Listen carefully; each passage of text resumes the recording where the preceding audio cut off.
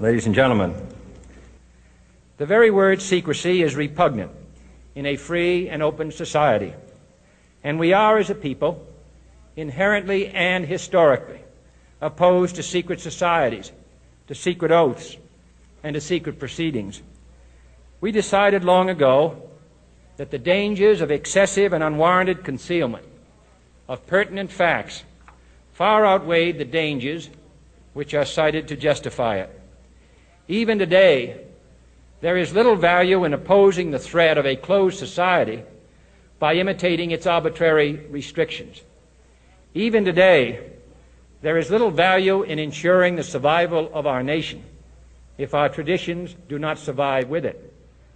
And there is very grave danger that an announced need for increased security will be seized upon by those anxious to expand its meaning to the very limits of official censorship and concealment. That I do not intend to permit to the extent that it's in my control. And no official of my administration, whether his rank is high or low, civilian or military, should interpret my words here tonight as an excuse to censor the news, to stifle dissent, to cover up our mistakes, or to withhold from the press and the public the facts they deserve to know.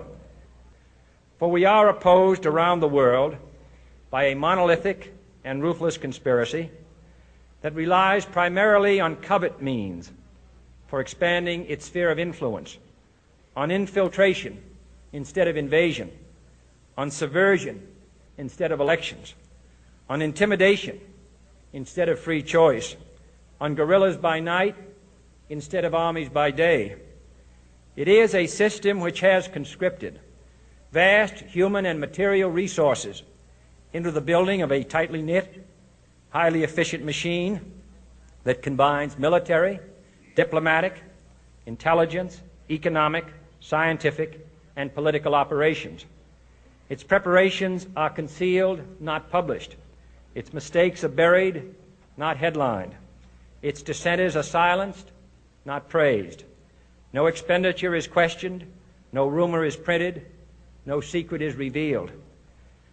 No president should fear public scrutiny of his program, for from that scrutiny comes understanding, and from that understanding comes support or opposition, and both are necessary. I am not asking your newspapers to support an administration, but I am asking your help in the tremendous task of informing and alerting the American people. For I have complete confidence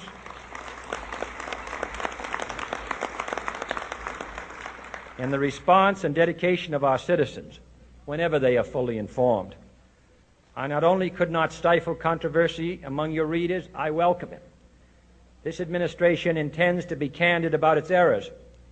For as a wise man once said, an error doesn't become a mistake until you refuse to correct it. We intend to accept full responsibility for our errors, and we expect you to point them out when we miss them. Without debate, without criticism, no administration and no country can succeed, and no republic can survive.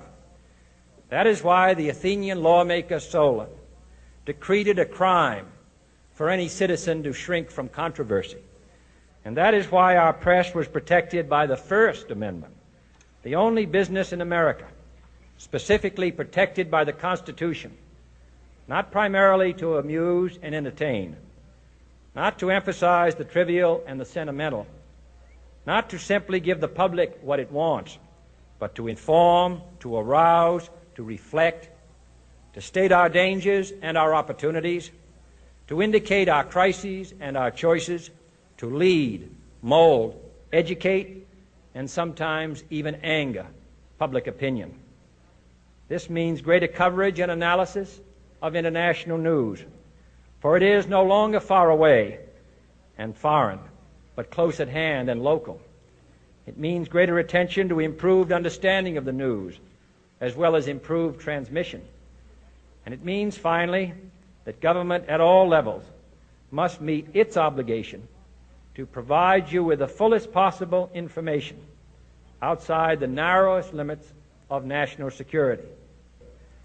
And so it is to the printing press, to the recorder of man's deeds, the keeper of his conscience, the courier of his news, that we look for strength and assistance, confident that with your help, man will be what he was born to be, free and independent.